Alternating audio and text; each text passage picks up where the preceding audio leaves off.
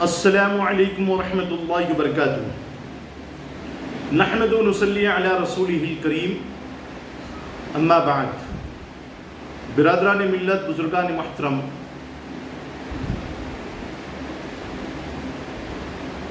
قیامت کی نشانیاں اور فتنے ظاہر ہونے شروع ہو گئے ہیں۔ حدیث پاک میں اللہ کے رسول صلی اللہ علیہ وسلم نے بہت سی نشانیاں جو قیامت سے پہلے واقع ہونے والی ہے وہ بیان کی ہے، اور بہت سے فتنوں کے متعلق اللہ کے رسول صلی اللہ علیہ وسلم نے بیان فرمایا ہے۔ اسی سلسلے میں ایک حدیث امام مسلم رحمۃ اللہ علیہ نے اپنی کتاب مسلم شریف میں بیان کی ہے۔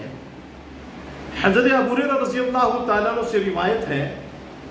کہ جناب رسول اللہ صلی اللہ علیہ وسلم نے ایک مرتبہ صحابہ رضی اللہ عنہم سے پوچھا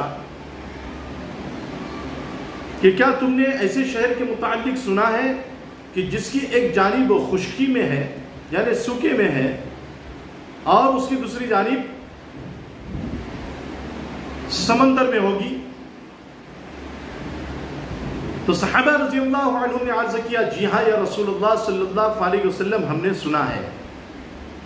تو نبی کریم صلی اللہ علیہ وسلم نے بیان فرمایا، لا تقوم الساعة حتى يغزوها 70,000 من بنی اسحاق،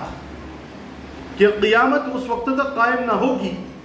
یہاں تک کہ اسحاق علیہ السلام کی نسل میں سے 70,000 آدمی جہاد کریں گے۔ جب شہر کے پاس اتریں گے تو نہ وہ ہتھیار سے لڑائی کریں گے، نہ دشمنوں کے اوپر تیر پھینکیں گے، بلکہ وہ لا الہ الا اللہ واللہ اکبر کا نعرہ بلند کریں گے، جس کی وجہ سے اس شہر کی فصیل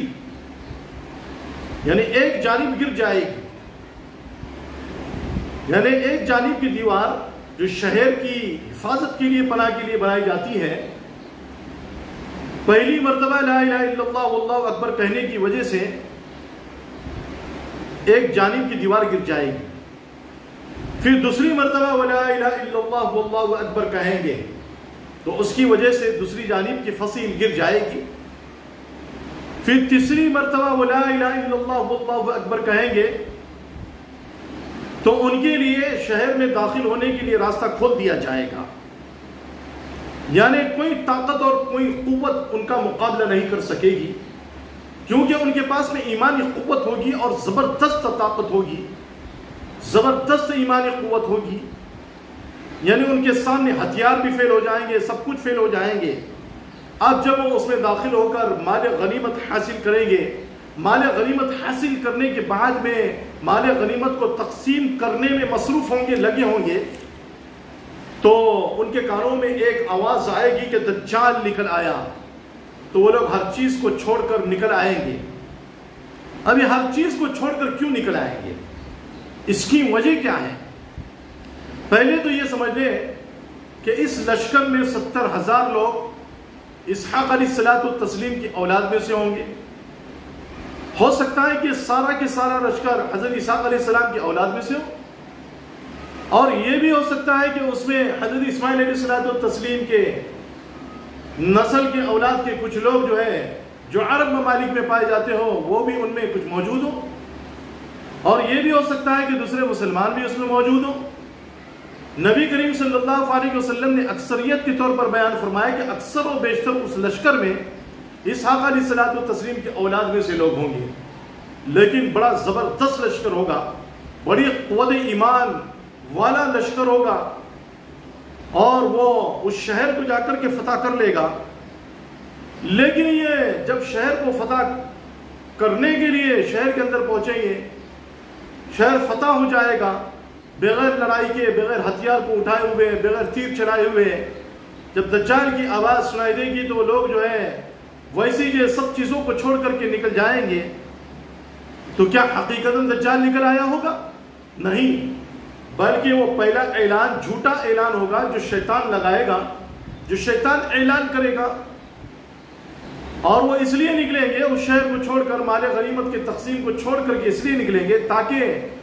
دجال سے مقابلے کے لیے مصروف ہو جائیں،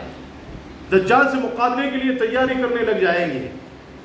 لیکن حقیقت میں وہ اعلان جھوٹا ہوگا. پھر اس کے بعد میں جو ہے نا دوسرا اعلان جب ہوگا تو اس وقت میں حقیقت میں دجال نکلے گا. اب یہ جس شہر کو فتح کریں گے تو وہ شہر کون سا شہر ہوگا؟ اس شہر کے متعلق محدثین کرام حدیث بیان کرنے والے بیان فرماتے ہیں کہ وہ روم کا ایک شہر ہے، اور اکثر و بیشتر محدثین کرام یہ بیان فرماتے ہیں کہ جس کی فتح رسول اللہ صلی اللہ علیہ وسلم نے علامات قیامت میں سے قرار دیا ہے، بیان فرمائی ہے، وہ قسطنطنیہ ہے، جس کو غالباً آج کل استنبول کہا جاتا ہے. کیونکہ قیامت سے پہلے ایک مرتبہ اور وہ غیروں کے قبضے میں چلا جائے گا، عیسائیوں کا قبضہ ہوگا یا یہودیوں کا قبضہ ہوگا، لیکن مسلمان واپس دوبارہ اس کے اوپر جو ہے نا چڑھائی کریں گے تو مسلمانوں کا غلبہ ہوگا، مسلمانوں کو تسلط ہوگا، مسلمانوں کو فتح ہوگی، دوبارہ اللہ رب العزت اس شہر کو مسلمانوں کے قبضے میں واپس دے دیں گے. تو بہرحال یہ تو کچھ ضروری باتیں تھی جو بیان کر دی گئی ہیں، یعنی قیامت سے پہلے جو ہے نا یہ چیزیں صادر ہونے والی ہے. اور ایک روایت ہے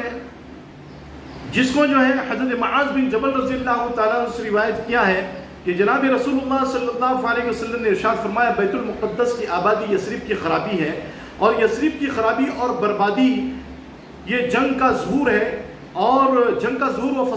قسطنطنیہ کی فتح ہے، اور قسطنطنیہ کی فتح میں دجال کا خروج ہے، دجال کا نکلنا ہے. اور ایک روایت میں یہ بات بیان کی گئی ہے جس کو امام ابو داؤد رحمۃ اللہ علیہ نے بالکل صحیح روایت بیان فرمایا ہے.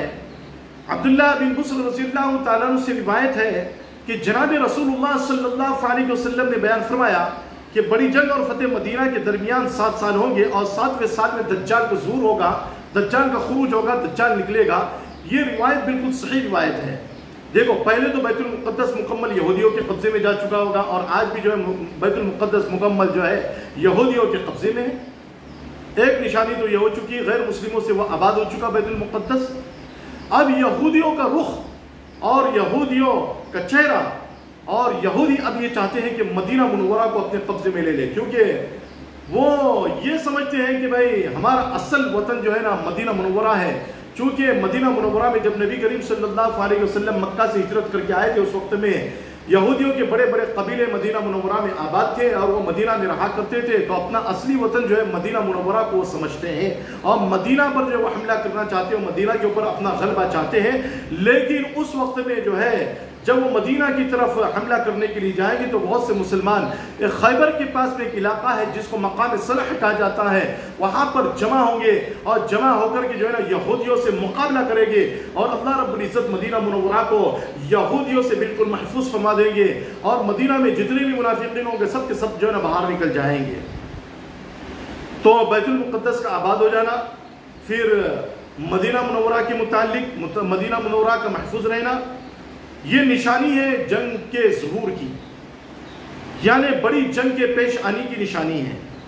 جیسا کہ ابو داؤد ہی نے ایک روایت جو بیان کی، الملحمۃ العظمیٰ، بہت بڑی جنگ پیش آئے گی، اور یہ اتنی بڑی جنگ ہوگی جس کو جو ہے جنگ عظیم کہا جاتا ہے. جیسا کہ آج کل آپ کو معلوم ہے کہ یہ جنگ جو ہو رہی ہے فلسطین میں مسلمانوں کو یعنی بہت برے طریقے سے مارا جا رہا ہے، بچوں کو، بڑوں کو، بوڑھوں کو. اگر یہ جنگ عظیم شروع ہو جاتی ہے تو یہ جنگ عظیم اگر یہ جنگ عظیم شروع ہو جاتی ہے تو اس جنگ عظیم سے لے کر کے جو ہے نا 7ویں سال تک یعنی 2030 تک کے دجال کا خروج ہوگا. کیونکہ اللہ کے رسول صلی اللہ علیہ وسلم نے بیان فرمایا بڑی جنگ اور فتح مدینہ کے درمیان 6 سال ہوں گے، اور 7ویں سال میں دجال کا ظہور ہوگا، دجال نکلے گا. تو ظاہر سی بات ہے کہ اگر یہ جنگ عظیم کا سلسلہ شروع ہو چکا ہے، اگر شروع ہو چکا ہے اور یہ جنگ عظیم شروع ہو جاتی ہے مسلسل، تو یہ 2023 ہے، 2030 میں جو ہے نا دجال کا خروج ہوگا، دجال نکلے گا. اور اگر یہ جنگ عظیم کا سلسلہ شروع نہیں ہوتا ہے تو پھر اور بات ہے.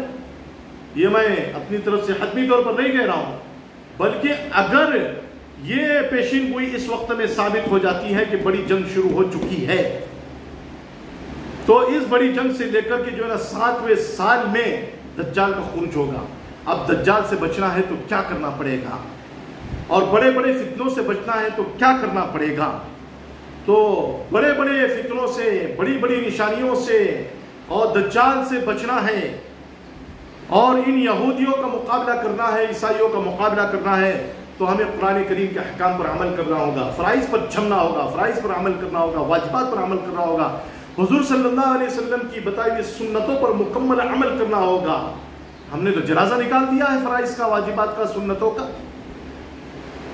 لیکن جو ہے اگر ہم آج بیدار ہو جائے تو ہماری کامیابی کامیابی. اگر ہم بیدار نہیں ہوئے, خاطر غفلت میں پڑے رہے, تو ہمارا تو تہس تہس ہوگا.